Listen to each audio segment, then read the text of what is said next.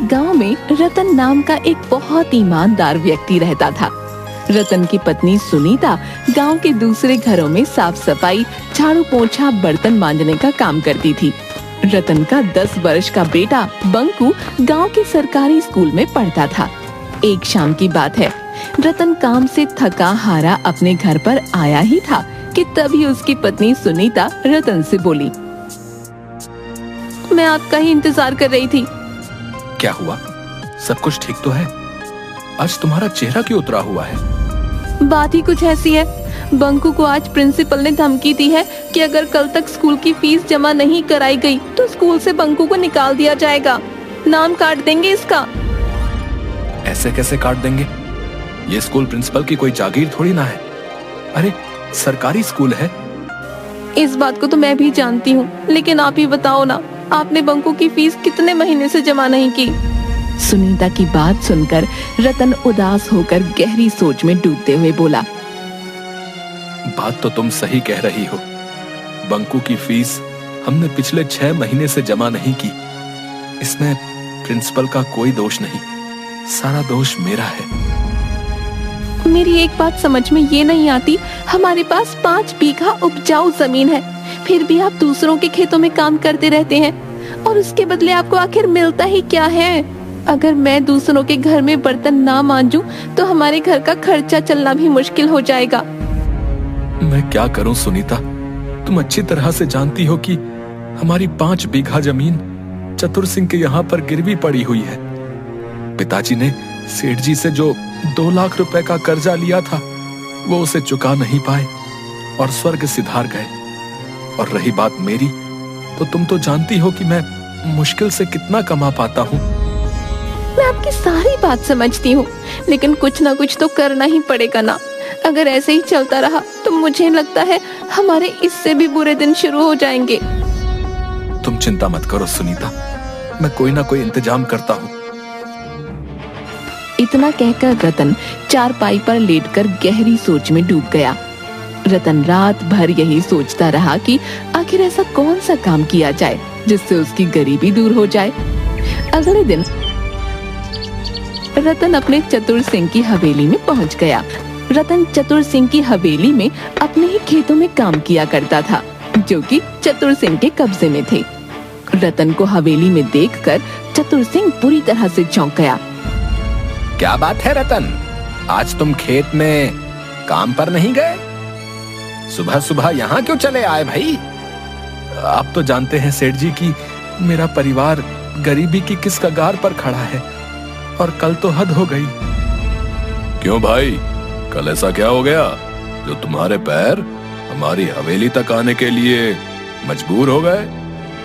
अब कल स्कूल वालों ने मेरे बेटे बंकू को स्कूल से वापस कर दिया, ये बोलकर कि जब तक मैं उनकी पूरी फीस नहीं चुका देता तब तक बंकू स्कूल में नहीं पढ़ सकता। और यहाँ तक कि उन्होंने ये तक बोल दिया कि अगर कुछ दिनों के अंदर मैंने उनकी फीस नहीं चुकाई तो वो मेरे बेटे का नाम काट देंगे। तो इसमें हैरानी की क्या बात है?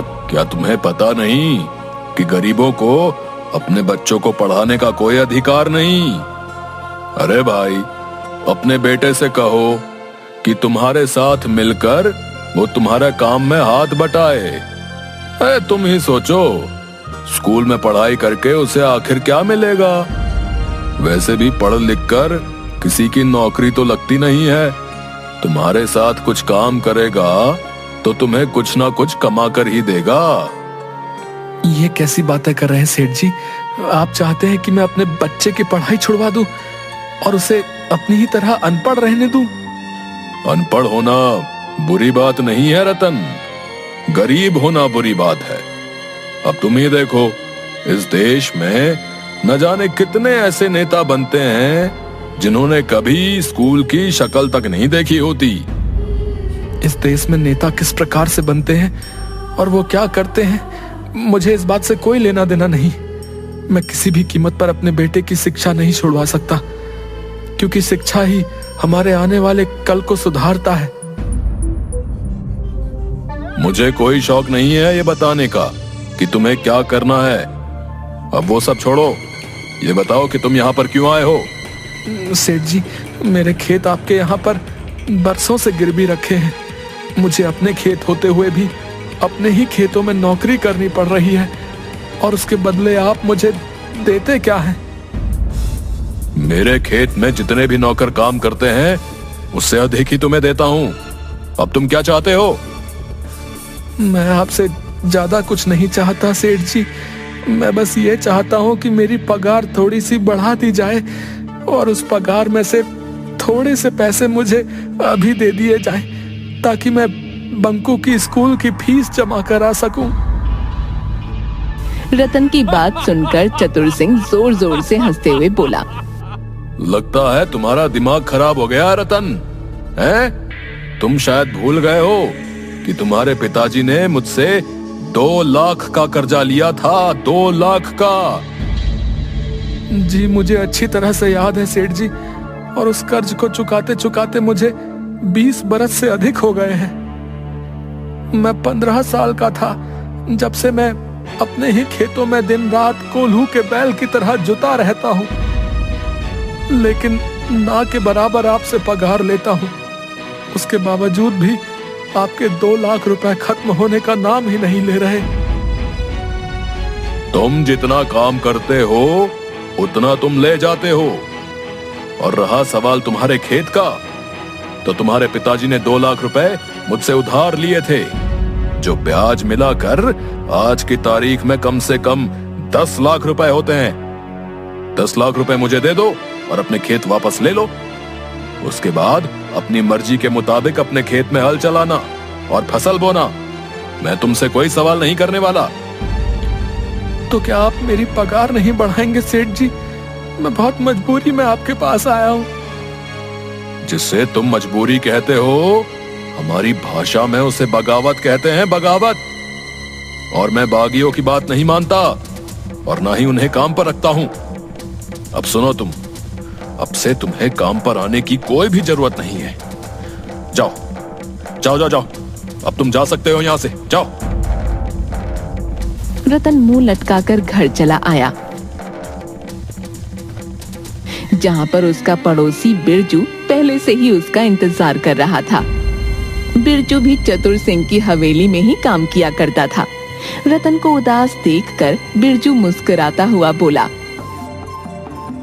मैं जानता था कि चतुर सिंह तुम्हारी पगार नहीं बढ़ाएगा और तुम्हें काम से भी निकाल देगा।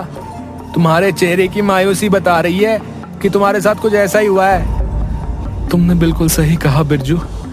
मैंने चतुर सिंह के यहाँ पर 20 साल लगातार कितनी मेहनत और ईमानदारी से काम किया। आज जब मैंने अपनी पगार में कुछ रुपए बढ़ाने की बात की, तो उसने मुझे काम से ही निकाल दिया। और तो और, जो मेरे पिताजी ने 2 लाख रुपए जो कर्ज लिए थे, वो अब 10 लाख रुपए में परिवर्तित हो गए। बताओ। अरे मैंने तुमसे पहले भी कहा था और अब भी कह रहा हूँ कि मैं जानता हूँ कि चतुर सिंह अपनी तिजोरी कहाँ रखता है, और तो और मैं ये भी जानता हूँ कि उस तिजोरी की चाबी कहाँ है। लेकिन तुम मेरा साथ देने के लिए कभी तैयार ही नहीं होते यार।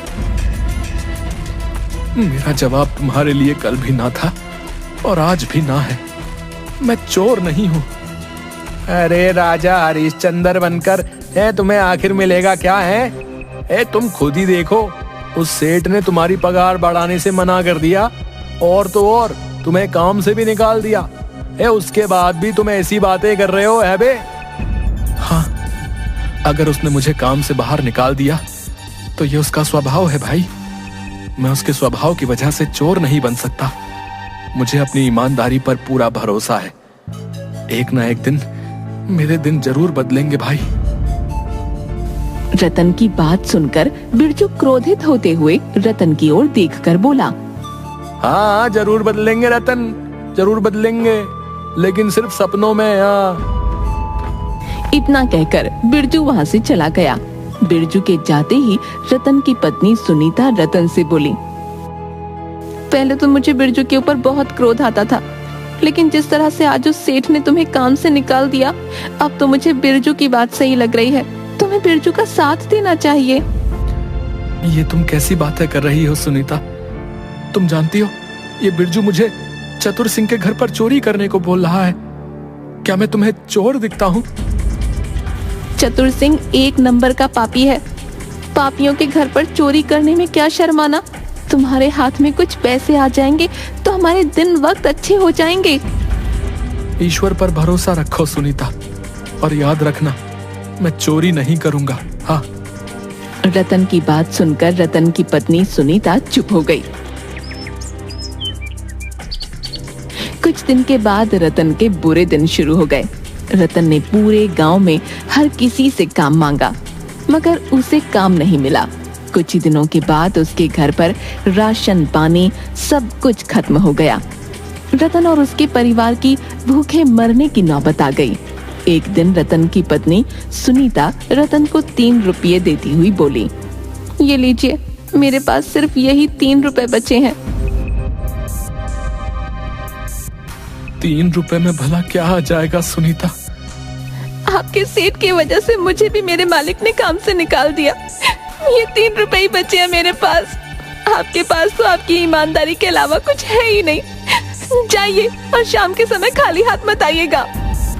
रतन उदास होकर अपने घर से चल दिया और एक पेड़ के नीचे बैठकर अपनी गरीबी के बारे में सोचते हुए फूट फूट कर रोने लगा। तभी एक बुजुर्ग व्यक्ति हाथों में लाठी थामे रतन के पास आकर बोले, कौन हो तुम और क्यों रो रहे हो? मैं बहुत परेशान हूँ बाबा। अभी मेरा बातचीत करने का बिल्कुल भी मन नहीं है। अरे, बातचीत करने से मन हल्का हो जाता है बेटा। मुझे अपनी समस्या बताओ, हो सकता है कि मैं तुम्हारी कुछ मदद कर सकूं। रतन रोते हुए अपने घर के सारे हालात उस बुजुर्ग व्यक्ति को बताने लगा। तुम्हारी समस्या का एक हल है मेरे पास। मैं एक ऐसे बाजार के बारे में जानता हूं जो चोर बाजार के नाम से प्रसिद्ध है, जहां पर एक से एक महंगी वस्तु बहुत सस्ते दामों में मिलती है। तुम्हारे 3 रुपए से तुम बहुत कुछ ला सकते हो। लेकिन बाबा, मैं चोरी के सख्त खिलाफ हूँ और आप मुझे चोर बाजार जाने की बोल रहे हैं। बेटा, उसका नाम चोर बाजार है, लेकिन वहां पर चोरी की वस्तुएं नहीं मिलती। ये तो बस एक मुहावरा होता है। उस बुजुर्ग व्यक्ति ने रतन को एक जंगल का पता दिया। लेकिन बाबा, वहां तो घना जंगल है। कुछ खास चोर बाजार अक्सर घने जंगलों में ही लगते हैं बेटा। रतन धीमे धीमे कदमों से उस जंगल की ओर चल दिया। कुछ दूर जाकर उसे एक जंगल में बाजार लगा नजर आया, जहां पर एक से एक आधुनिक वस्तु लेकर पुरानी वस्तुएं तक बिक रही थीं। उस चोर बाजार में खाने पीने की वस्तुओं से लेकर हवाई जहाज तक मौजूद था। ये देखकर रतन की आश्चर्य से आंखें फटी की फटी रह गईं। तभी रतन की नजर दाल चावल की दुकान पर पड़ी। रतन वहां पहुंचते ही झिझकते हुए उस दुकानदार से बोला, भैया, ये आटे की बोरी और दाल की बोरी कितने किलो की है? भैया, ये आटे की बोरी जो है 25 किलो की, और ये दाल की बोरी भी 25 किलो की है। मेरे पास तो केवल 3 रुपए हैं, लेकिन बाबा ने कहा था कि यहाँ पर बहुत सस्ती वस्तुएं मिलती हैं। रतन को सोचते देख वो दुकानदार रतन से बोला, क्या हो गया भैया, किस सोच में पड़ गए? ये आटे और दाल की बोरी मुझे कितने में मिल जाएगी? अरे भैया, केवल 1 रुपए में। ये सुनकर रतन बुरी तरह से दंग रह गया। कहीं आप मजाक तो नहीं कर रहे? अरे भैया, मुझे लग रहा है कि आप यहाँ पर नए हो। रतन ने उसे 1 रुपया दे दिया और बोरी घर पर उठाकर ले आया। अरे, आपके पास तो कल 3 रुपये थे। क्या आप किसी से पैसे उधार लेकर आए हो क्या? पागल हो गई हो क्या? मुझ जैसे गरीबों को कौन भला पैसे उधार देगा? इतना बोलकर रतन ने सारी बात अपनी पत्नी सुनीता को बता दी। अगर ऐसी बात है तो फिर से आप उस चोर बाजार से वस्तुएं लाकर कोई व्यापार क्यों नहीं शुरू करते? लेकिन अब मेरे पास केवल 1 रुपया ही बचा है। कोई बात नहीं, आपने कहा कि उस बाजार में 1 रुपये में कोई भी महंगी वस्तु मिल जाती है। आप 1 रुपये की कोई भी महंगी वस्तु ले लीजिए और उसे बेच दीजिए। फिर अगले दिन आपको जो मुनाफा हो उससे और अधिक सामान ले आइए। रतन को अपनी पत्नी की बात पसंद आई। अगले दिन रतन चोर बाजार में पहुंच गया। वो सीधा एक कंप्यूटर की दुकान पर पहुंचा और एक महंगा कंप्यूटर 1 रुपये में खरीद कर लिए आया और गांव में बेच दिया। रतन को उस कंप्यूटर से पूरे 20,000 रुपए का मुनाफा हुआ। उसके बाद ऐसा रोज होने लगा। रतन कुछ ही दिनों में देखते ही देखते रतन के दिन बदल गए। अब बंकू सरकारी स्कूल में नहीं बल्कि एक महंगे प्राइवेट स्कूल में पढ़ने लगा और रतन के टूटे फूटे घर की जगह एक बहुत बड़ा आलीशान मकान बन गया। कुछ महीनों बाद रतन सीधा सेठ के पास पहुंचा। सेठ जी, ये लीजिए 10 लाख रुपए। वो सब तो सही है रतन, लेकिन मेरी समझ में नहीं आता कि आखिर तुम इतने पैसे ले कहां से आए। सेठ जी, आपको अपने कर्ज से मतलब है। इससे आपको कोई मतलब नहीं कि मैं ये पैसे कहां से लेकर आया। बाकी पूरा गांव जानता है कि मैं एक ईमानदार हूँ, कोई भी गलत कार्य नहीं कर सकता। रतन का टका सा जवाब सुनकर सेठ अपने दांत पीस कर रह गया। वो चाहकर भी अब कुछ नहीं बोल सकता था, क्योंकि रतन अब उसकी बराबरी तक पहुंच गया था। रतन ने अपने पिता की जमीन छुड़ा ली।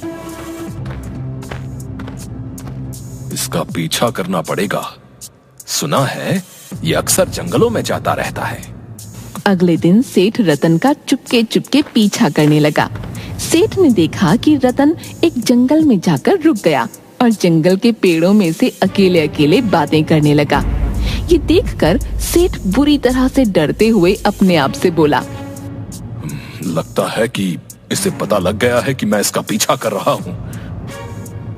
सेठ चुपचाप मन महसूस कर अपने घर आ गया। कुछ दिन बाद उसने रतन का पीछा करने का विचार त्याग दिया। कुछ दिन बाद सुनीता अपने पति रतन से बोली, मैं भी उस बाजार को एक बार देखना चाहती हूँ। अरे, ये भी कोई पूछने की बात है। चलो, तुम तैयार हो जाओ। आज मैं तुम्हें अपने साथ उस चोर बाजार में लेकर जाऊंगा। सुनीता तैयार होकर रतन के साथ सीधा उस जंगल में चली गई, जहाँ पर वो चोर बाजार लगा करता था।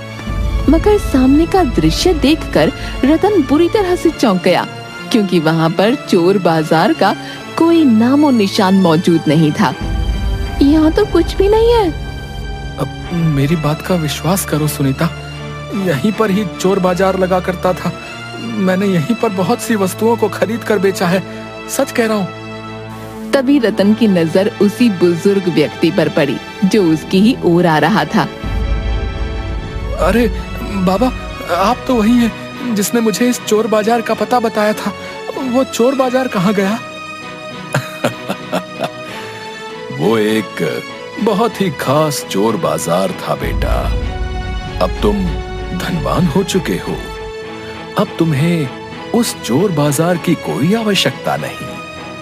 अब वो चोर बाजार यहाँ से हटकर कहीं और लग चुका है, क्योंकि वो चोर बाजार कभी भी एक जगह नहीं टिकता। इतना कहकर वो बुजुर्ग वहाँ से चला गया। सुनीता अपने पति की ओर देखकर बोली, लगता है आप अभी भी नहीं समझे। वो चोर बाजार असल में एक मायावी चोर बाजार था। ईश्वर ने आपकी ईमानदारी से प्रसन्न होकर शायद आपके ऊपर ये उपकार किया है।